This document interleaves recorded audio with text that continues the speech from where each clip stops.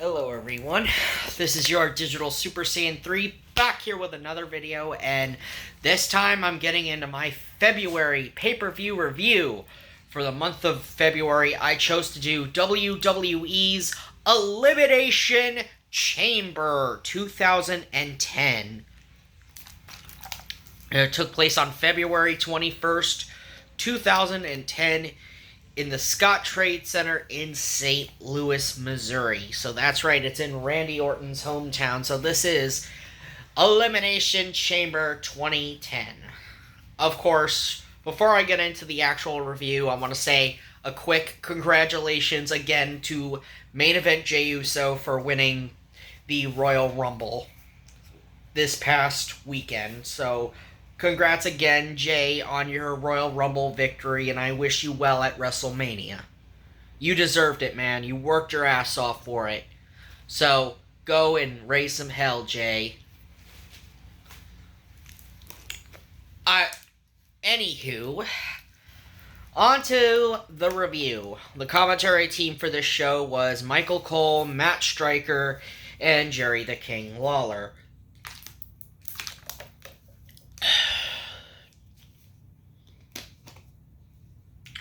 So this was the gateway to WrestleMania, as the last stop on the road to WrestleMania. Well, as the last stop before WrestleMania. But yeah, this is the Elimination Chamber. Opening contest is for the WWE Championship. It's the Elimination Chamber match for the WWE Championship, because there are two Elimination Chamber matches for this show. Yes, this was also the very first Elimination Chamber pay-per-view I forgot to mention. Yes, this is the very first Elimination Chamber pay-per-view. Alright. So you have Sheamus defending the WWE Championship against Triple H, John Cena, Ted DiBiase Jr., Randy Orton, and Kofi Kingston. So Cena is the first to come out. He enters a chamber pod. Then we see Randy Orton. We see Triple H. And then we see Ted DiBiase enter. They enter the chamber pods. Then out comes Kofi Kingston. And then out comes Sheamus. Sheamus and Kofi are the very first two competitors in this match. It's a really good start to the match, and then the timer goes off, and then Randy Orton enters the match as Randy's pod opens first. Then it was Triple H's pod. Was it Randy's pod? Yeah, it was Triple H's pod, I believe, that came out. Yeah, Triple H came out next, and then Randy Orton, and then Ted DiBiase, and then John Cena. All six men got a chance to get their licks in. Everybody gets their licks in. Randy Orton is the first eliminated when Cody Rhodes comes down to ringside. Yes, Cody comes in, he slides a steel pipe to Ted DiBiase. Ted DiBiase uses it, and he hits Randy Orton. He hits Triple H, but Ted DiBiase covers Randy Orton for the victory. He pins Randy Orton with the 1, 2, 3. And Randy Orton is the first one eliminated. Then, of course, we see Ted DiBiase get eliminated by Kofi Kingston. Kofi Kingston eliminates Ted DiBiase.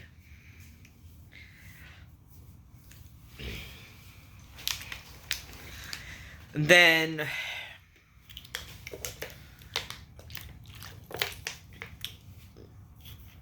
Sheamus goes and eliminates Kofi Kingston. And then Sheamus gets eliminated by Triple H, who Triple H uses the pedigree. And of course, then John Cena ends up making Triple H tap out with the STFU, or the STF. And, Triple H took so much damage to his head in this match. Everybody, like I said, got their licks in this chamber match. The chamber was used a lot in this match. And then, of course, Cena is now the new WWE Champion. John Cena also went through hell in the ringer of the Elimination Chamber. He could barely bring himself to stand. And then we hear No Chance in Hell play, and you know what that means. Yeah, Mr. McMahon comes out, or as Gerald Briscoe says, Master McMahon, Master McMahon. So Mr. McMahon comes out, and he says, congratulations, Mr. Cena. You are going to WrestleMania. As long as you can defend your WWE Championship against this man. Then, of course, Saliva plays with I Walk Alone, and you know who that is. That's right, Batista comes out. And Incense Batista comes out. And now we get an impromptu WWE Championship match between John Cena and Batista. So after a great Elimination Chamber match, we are treated to an impromptu WWE title match. And Cena gets one punch in on Batista, only for Batista to get pissed off and hits Cena with a spear, then hits Cena with a Batista bomb. 1, 2, 3, and Batista is the new WWE champion. And yes, this match was just used to build Cena and Batista at WrestleMania 26. So this is a good way to set up for WrestleMania. This match was also building up Triple H and Sheamus's match, as well as the Legacy Triple Threat match between Randy Orton, DiBiase, and Cody Rhodes. Because all this show is just a, appetizer before we get into WrestleMania.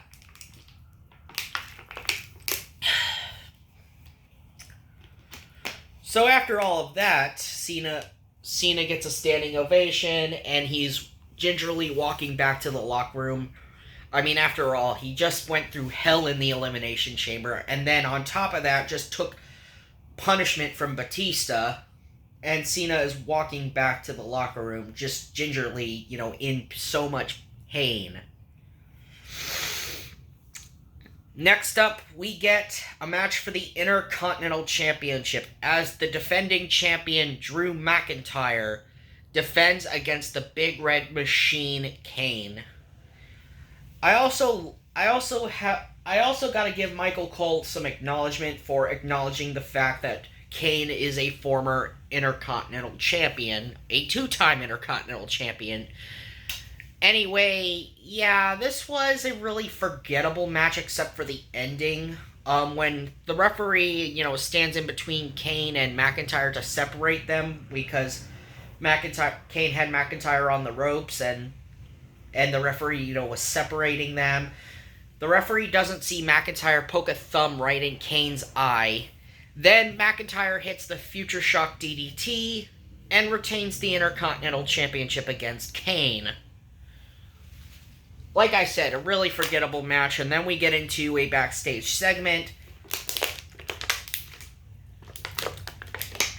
where we have an altercation between Gail Kim and Maurice. We were supposed to be having a Divas title tournament match between Gail Kim and Maurice on this show. And yeah, Gail, revealing that she knew French all along, knew that Maurice was talking crap behind her back, said, I'll see you out there. And right before we can get into Gail Kim versus Maurice, out comes Vicky Guerrero and says, the Raw Divas have scrutinized, talking about how they are better than the SmackDown Divas, and I have the power to make a new match.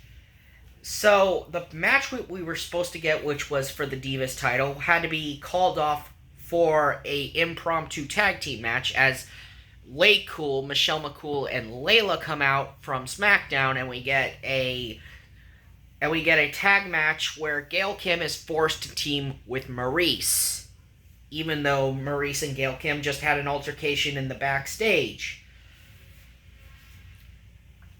In the backstage area, or in the parking lot, but it was mostly in the backstage, area. So, yeah. Gail is pretty much the only one working in this match, as she's basically having to legitimately take on both Michelle and Layla in this match, because Oh, Maurice doesn't want to tag Gale in because of what happened earlier. So, get this.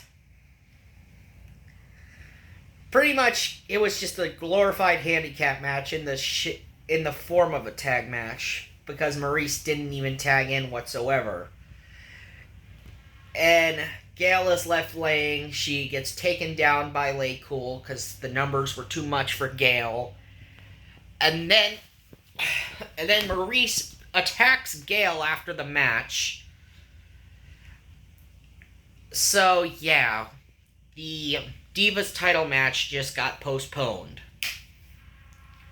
Now we cut to backstage as The Miz is talking about his NXT rookie Daniel Bryan and about the premiere of NXT, because of course they have to plug in the fact that NXT is making its premiere on Sci-Fi.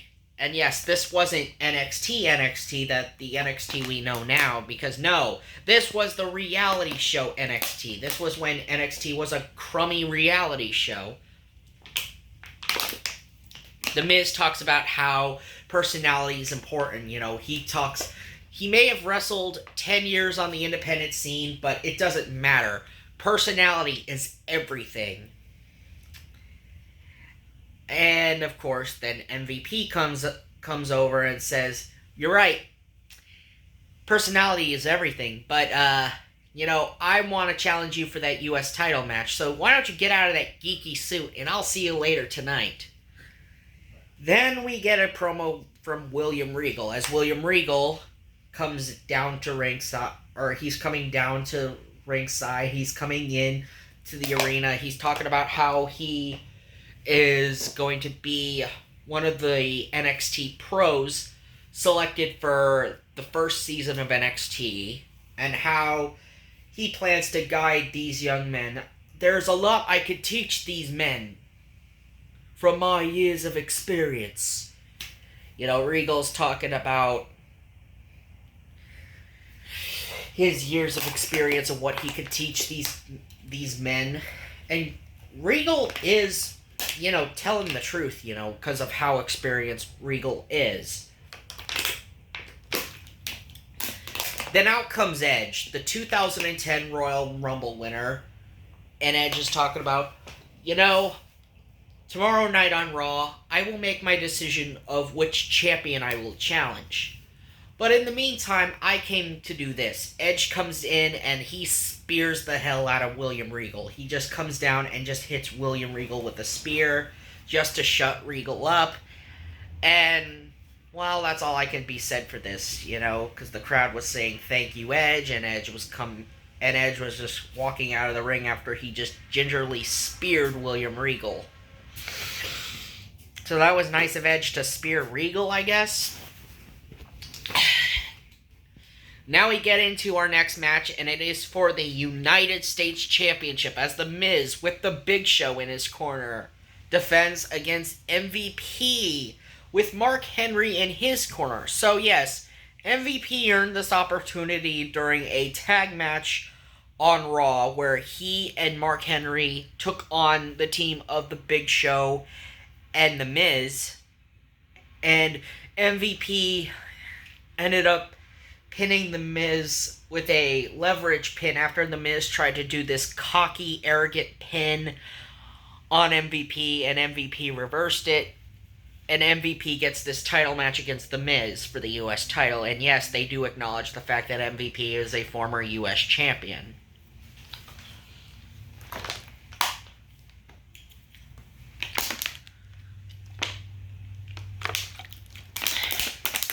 And this was a really solid match. I love the workmanship that Miz and MVP did in this match. I'm going to say this wasn't a completely bad match, per se. I kind of enjoyed this one a little bit more than the Intercontinental title match. And that's saying a lot. The match ends when the Big Show hits MVP with a knockout punch. And then Miz gets the 1-2-3. Mark Henry tried to ram the Big Show into the barricade, but only took himself out. And Miz retains the U.S. Championship in a really solid match this was. A really solid match between The Miz and MVP. Not gonna lie. And now we get into the main event for the Heavyweight Championship of the World, or the World Heavyweight Championship. As the challenger, as the champion, I meant to say. As champion Undertaker defends his title against the likes of Rey Mysterio, Chris Jericho, CM Punk, John Morrison, and R-Truth. Oh yes, and as The Undertaker was making his entrance, if you guys were there live, if there were people who saw this live, people noticed that Undertaker was burnt by his own pyro. Yes, Taker actually got burnt by his own pyro as he was coming out.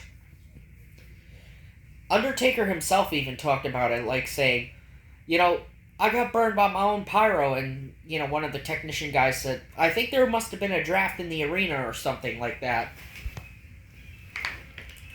So yeah, while Undertaker was in his chamber cooling himself off, he was dousing himself with water bottles. But man, I gotta give it to Undertaker this night. Still willing to compete and defend his world title, even after getting burnt by his own pyro. That's why Undertaker just has to earn my respect, and why I respect him so much. A true American badass. Even though he was not the American badass, he was still in the modern phenom version of his career. Ugh. So, starting off this chamber match, we had CM Punk and R-Truth, and Punk came in doing his straight edge society sermon, talking about how they're all addicted and how he would set them all free. And he was accompanied by Gallows and Serena when he was coming out. So yeah, it was Punk and R-Truth that started this match off. Punk ends up eliminating R-Truth. Of course, R-Truth was going to be the one to get eliminated first. Then Rey Mysterio comes out and he takes on Punk. And then John Morrison comes out. Or no, wait, not John Morrison. Chris Jericho, I believe. No, yeah, it was Chris Jericho. No, it was John Morrison, yeah. John Morrison came out, and then Chris Jericho. No, it was Chris Jericho that came out. Anyway, Rey Mysterio eliminates CM Punk, then John Morrison comes out, and Morrison, he's coming into this match with an ankle injury. So yeah, besides the fact that Taker got burnt by his own pyro, Morrison is competing with an injured ankle. Yes, he has a freaking ankle injury in this match. Morrison hits the Starship Pain and he eliminates Rey. So yeah, it then comes down to Rey, or shall I say, then it comes down to Jericho, Morrison, and Taker. The Undertaker comes out as the last man to come out because, he's the champion,